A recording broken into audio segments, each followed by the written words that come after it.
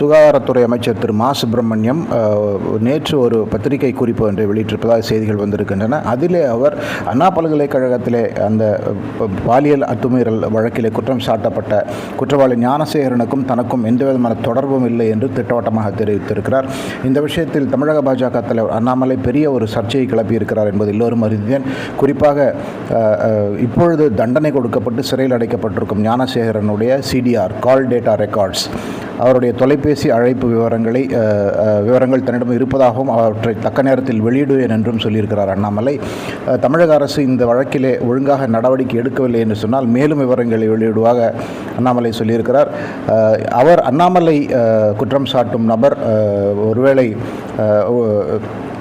Health minister மா சுப்பிரமணியமாக இருக்குமோ என்று பலரும் நினைத்து கொண்டிருக்கும் வேளையிலே திரு மாசு இப்படிப்பட்ட ஒரு செய்தியை சொல்லியிருக்கிறார்.